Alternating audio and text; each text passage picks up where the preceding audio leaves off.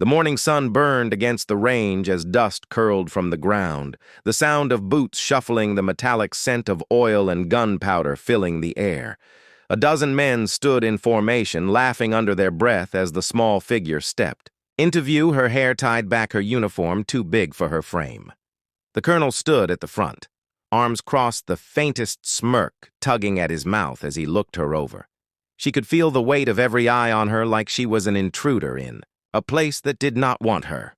She walked to the weapon rack, her steps steady, her heartbeat a drum in her chest. She reached for a rifle, her fingers tracing the metal like an old memory. The colonel chuckled, shaking his head, asking if she even knew which way to point it. The men around him joined in their laughter, deep and mocking, their voices echoing against the concrete walls. But she said nothing, her face calm, her eyes unreadable.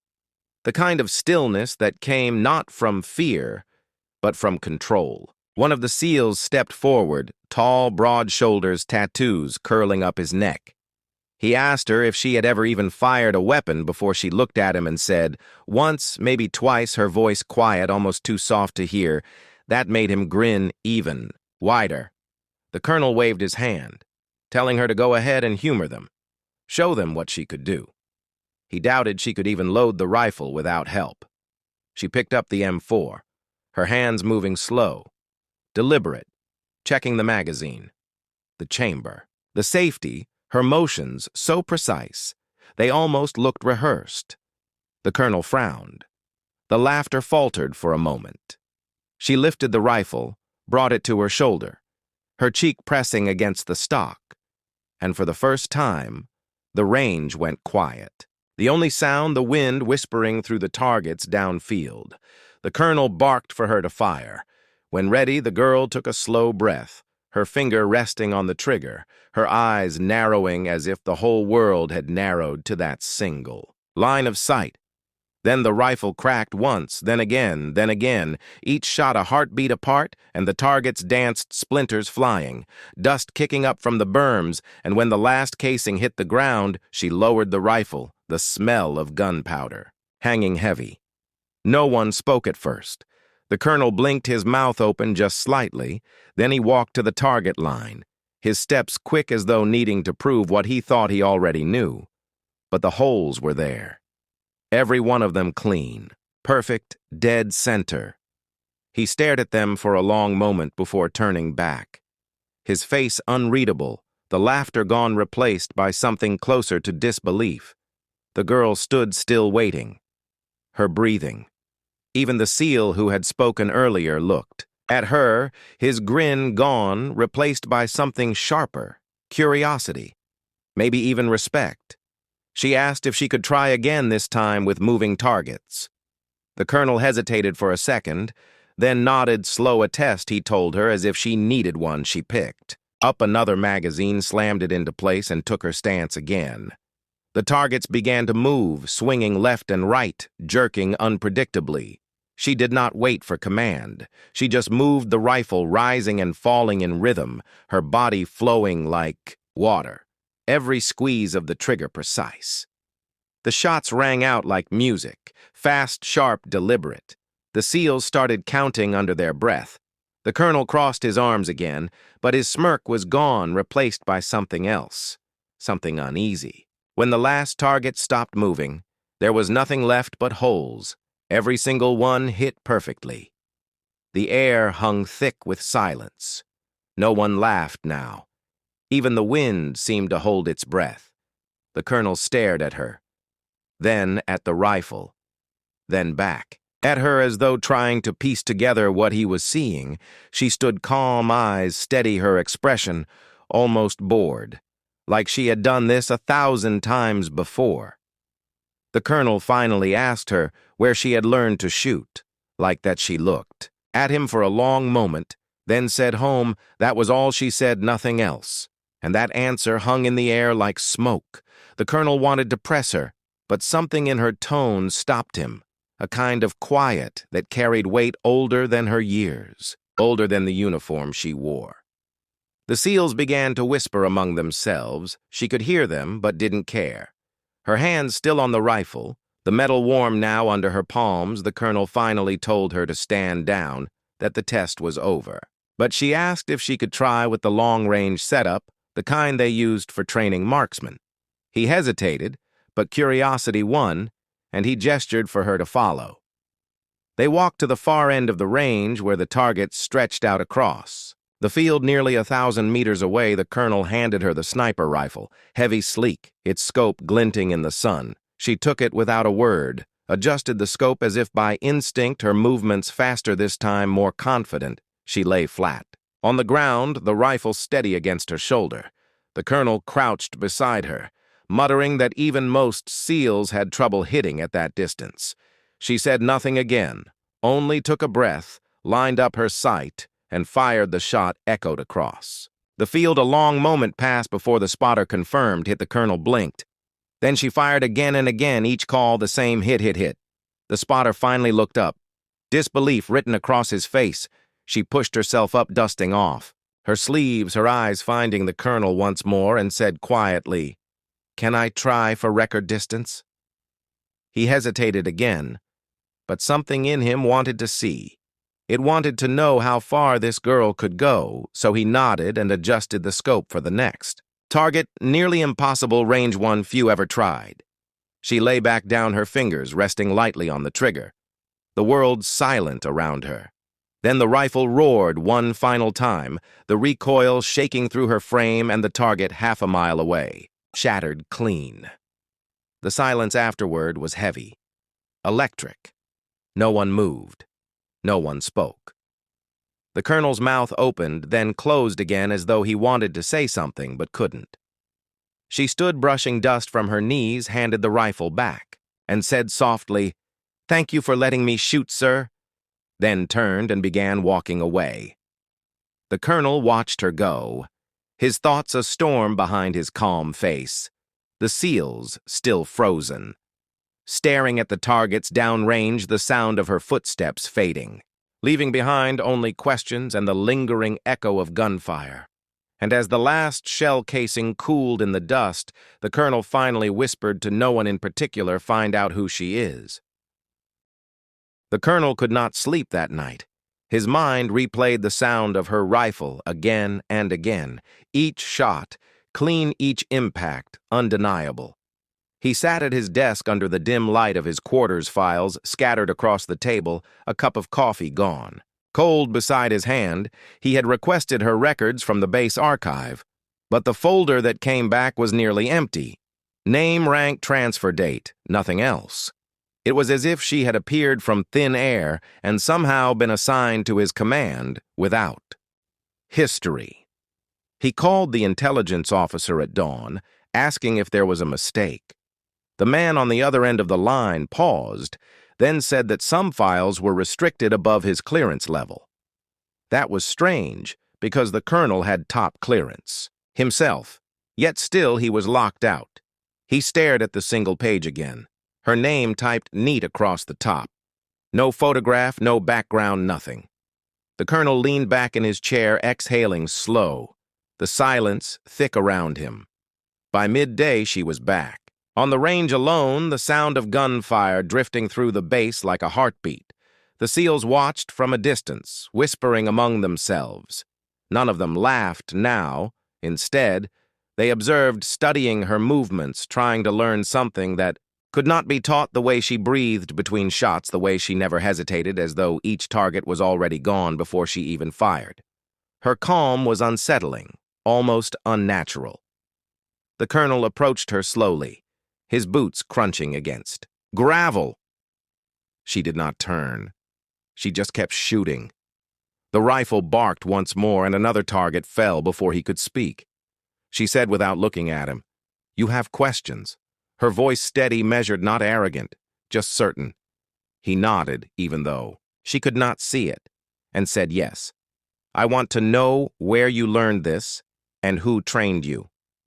She paused, setting the rifle down, before turning her gaze, meeting his eyes for the first time since yesterday. "My father," she said quietly. "He trained me since I could walk." The colonel asked what unit her father was in. She looked away toward the horizon for a moment and said he was not in a unit anymore. The colonel frowned, the answer both vague and deliberate. She picked up the rifle again, ending the conversation without ending it. The colonel stood there a moment longer, watching before finally saying he wanted her in tomorrow's live simulation. She nodded once, still not looking at him, and he left. That evening, the SEALs gathered in the mess hall, murmuring about the test word had spread, that she would join them on the live course where teams moved through mock combat zones under pressure. It was not a place for mistakes. The colonel entered midway through their conversation. Silence fell instantly. He scanned their faces and said, "Tomorrow, no games, no bets, no jokes. Treat her like any other soldier." Then he turned and walked out, leaving the room thick with tension and curiosity.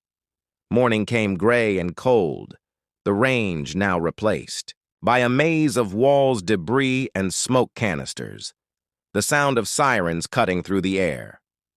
The colonel stood in the tower overlooking the course clipboard in hand, his eyes following the monitors below. She stood at the entrance gear on helmet fastened, rifle across her chest. Her stance relaxed but focused beside her. The SEAL team adjusted their weapons, glancing her way, uncertain how to feel about sharing their course with her. The colonel's voice came through the speakers. "Simulation starts. On my mark, 3, 2, 1, go." The team moved fast, sweeping corners, checking angles. She followed their lead. Silent, precise. Every motion calculated. One. SEAL muttered she was slowing them down until she raised a hand, signaling for them to stop. A faint click echoed from somewhere ahead. They froze, then saw it. A tripwire barely visible across the corridor. She knelt, diffused it in seconds, and kept moving without a word. The same SEAL looked at her different now. No trace of mockery left. Gunfire erupted, simulated but loud enough to rattle the walls. Targets popping from windows, rooftops, doors. The SEALs returned fire, covering angles. She moved like smoke between them. Her shots controlled, never wasted one bullet, one target. The colonel leaned forward, watching the feed closely, his pen hovering above the paper. Then he saw something he almost missed. Her eyes tracking movements before they happened. She anticipated targets before they appeared, reacting not to sound or sight, but to instinct. Midway through the course, a smoke grenade rolled into the open. One SEAL panicked, coughing, losing his bearings. She pulled him down behind cover, scanning the edges of the cloud. Her rifle rose, fired twice. Silence followed. Then 3 metallic dings. The colonel blinked, replaying the camera feed. She had hit 3 targets through the smoke by sound alone. When the team reached the extraction point, they had broken the course record by over a minute. The colonel met them at the exit, his expression unreadable. He told the SEALs to dismiss, then turned to her and said, "Walk with me." They crossed the base in silence until they reached the hangar. The colonel opened the door to a small office at the back and gestured for her to sit. She did not. He asked again who her father was. She hesitated, then said his name softly, and the colonel froze because he knew that name. It was the same man who had trained snipers for black operations years ago. A man reported killed in an off-the-record mission, overseas. He asked where she had been all this time. She said nowhere, and everywhere trained by ghosts, forgotten by the system. She told him her father had taught her not to rely on rank or recognition, only skill. She said the system lost him, and she had spent her life making sure no one else did. She came here because this was where he had last served before disappearing. The colonel stared at her words, slow to process her tone, matter of fact. But behind her eyes, something deep burned quiet, like a promise not yet fulfilled. That night, he looked up the records again, and this time he found something buried. A report marked classified closed 20 years ago. Her father's unit wiped out in an ambush. The only unidentified survivor listed as presumed dead female around 12 years old. The colonel leaned back, the realization cold sinking into his stomach. She was that survivor. She had never stopped training, never stopped preparing, and now she was back, standing under his command. The next morning, the base commander arrived unannounced, flanked by officers with silver bars. The colonel was summoned to the command room and told that his new recruit was to be reassigned immediately. No explanation, just orders. He objected, saying she was valuable to the program, but they shut him down. Her file, they said, was under direct control of higher authority. She was being transferred to a secure location. He demanded to know why one of the officers leaned in and said she was never supposed to be here to begin with. When he returned to the range, she was already packing her gear. She looked up when he entered and said, "They are sending me away, aren't they?" He nodded. She slung her rifle over her shoulder and said, "Then this part is over for now." Her tone calm. No anger, no fear, just quiet certainty. He asked her where she was going. She smiled faintly and said, "Somewhere they think I belong." Then she paused and added, "But I always find my way back before turning away," as she walked toward the waiting transport. Every SEAL on base stood silent, watching, no orders given. No words spoken, only the sound of her boots on the tarmac. The colonel felt something he could not explain, a sense that the story was not ending, only folding in on itself like a chapter closing before the next began. He raised his hand in salute without realizing it, and though she did not turn, she raised hers too for a brief moment before disappearing into the aircraft. The engines roared dust, rising around them until she was gone. That night, the colonel stood alone on the range, the same wind whispering through the targets. He looked down at the spent shell casings, still half buried in dust.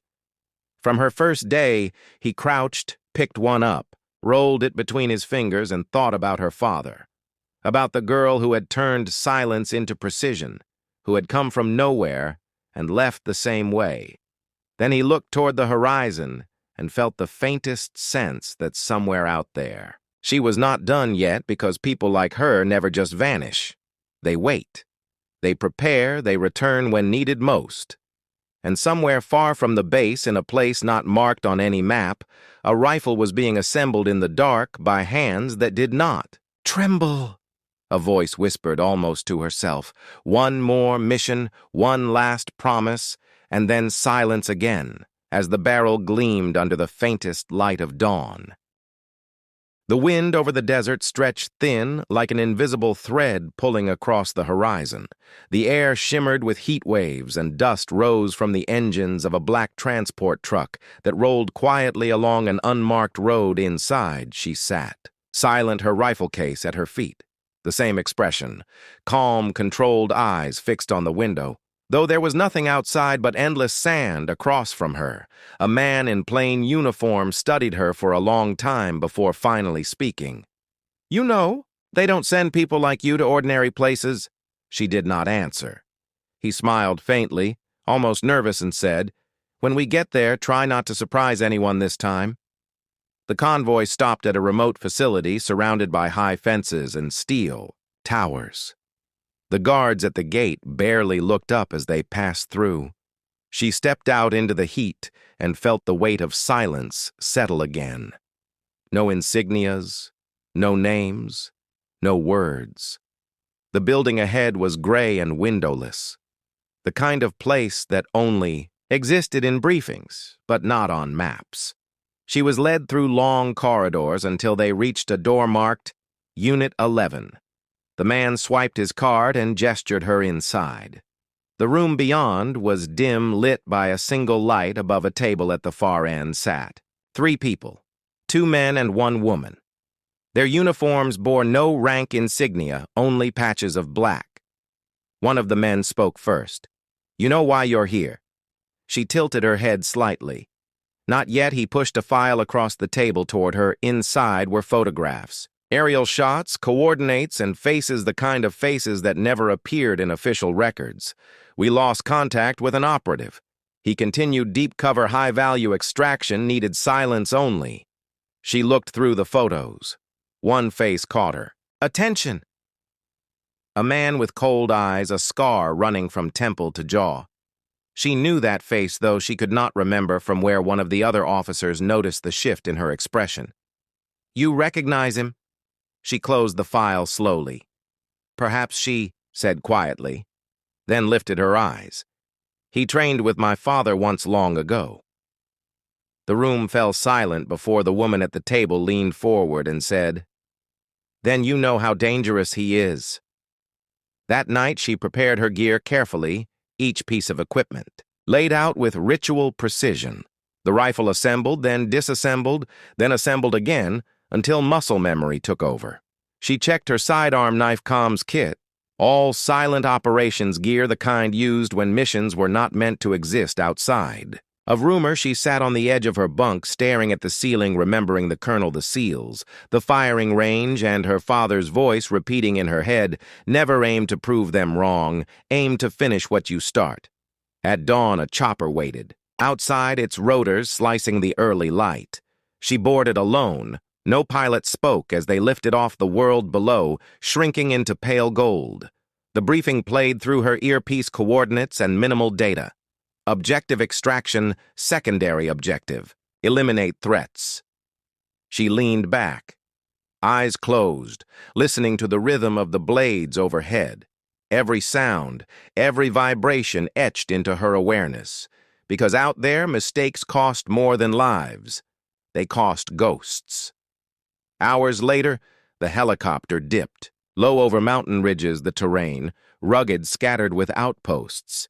She jumped light parachute, silent landing on rocky ground. She moved fast, low through the ravines, wind carrying the faint smell of oil and metal.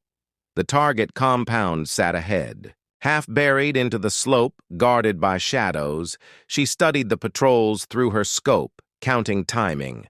Memorizing within minutes, she had mapped every step, every blind angle. When darkness fell, she moved with it, slipping through the perimeter, unseen. The guards barely shifted before they fell one after another, her blade whispering through the night. She reached the outer structure, found a vent system, narrow but passable, and crawled inside. The sound of footsteps and muffled voices echoed. Below, she listened, picking up fragments of conversation. They mentioned coordinates, weapons transport, and a name, her father's name. Her pulse quickened, but her movements did not change. She followed the voices through the ducts until she reached a grate overlooking a wide operations room. Maps covered the walls. Men in dark gear stood around a central table, and there at the head of it was the man from the photo. Older now, but unmistakable. The scar deepened his voice, gravel low and deliberate. She heard him say, "The project was never meant to end, it was meant to evolve." Then she saw it on the wall behind him, a photograph, faded edges, torn, her father standing beside the same man, both younger, both wearing the same insignia, Unit 11, her. Breath caught for a moment. She understood now this mission was not about extraction, it was about revelation. Someone had wanted her to see this. She closed her eyes, steadying herself. The past had been buried, but not forgotten. She moved again, dropping silently from the vent landing behind stacked crates, her rifle raised before anyone turned. The first shot cut the room silent. The second sent papers scattering. The third dropped the man by the console. Alarms flashed red across the walls. She ducked, behind cover-switching positions before the echo faded by the time they reacted. Half the room was empty. She advanced fast, precise, every motion flowing from instinct. The scarred man retreated into the adjoining corridor, shouting orders. She followed. Him stepping over bodies, the air thick with smoke and dust. Her ears rang from the close fire, her focus narrowing until there was nothing left but distance and movement. He turned, firing wild shots. She ducked, rolled, returned fire, the bullet grazing. His shoulder, he stumbled still, running deeper into the tunnels. She pursued until they reached a steel door sealed from inside. She found the override panel and forced it open, sparks flying. Inside the chamber, light flickered over broken screens. And old files, her father's handwriting across one of them. Notes, equations, coordinates. It hit her like a blow. These were his plans, his research, his final mission. The man was waiting behind the console, his gun raised, but his hand trembled. "You shouldn't have come here," he said, his voice almost pleading. She stepped closer, weapon steady. He said it was never about power. It was about protection. Your father knew what was coming. Her voice was cold when she asked what happened to him. The man hesitated, then said he refused to finish the project, so they finished him. She fired once, the sound echoing through the tunnels, and then silence again. She walked to the table, picked up the files, folded them neatly, and placed them in her pack. Before turning and walking out without looking back, the compound burned behind her, a faint orange glow against the night. By the time she reached the extraction point, the helicopter hovered low above the ridge. She signaled once and climbed aboard. No words exchanged, only the shared understanding of what could not be said. As the chopper lifted, she looked down at the burning facility disappearing under a veil of smoke. Her father's secrets gone with it, but not lost. Not anymore. She reached into her pack, pulled one page from the files, and studied it under the dim light of the cabin, the coordinates at the bottom, unfamiliar, yet somehow familiar. When she returned to the facility, the same 3 officers waited. They asked for the report. She placed the files on the table but kept the one page folded in her pocket. One of them asked if the mission was complete. She said yes. They asked if there were survivors. She said no. The woman among them nodded, satisfied. But as they turned away, she could feel it in the air. The unease, the way they avoided her gaze. The mission was not over for them. It was only moving to the next phase. That night, she stood outside under the open sky, the stars sharp and endless. She took the folded paper from her pocket and read the coordinates again. Somewhere deep inside, she knew what they pointed to. Not another mission, but a place, something her father left for her to find. She whispered to the wind, a promise half spoken, then turned toward the horizon. The desert stretched before her, vast and silent, the kind of silence that holds its breath before something begins. As dawn broke, she was already walking, the sun rising behind her, casting a long shadow across the sand. She had no orders, now no handler, no command, only direction and memory. She would find what her father left because she understood. Now it was never about revenge or recognition. It was about purpose.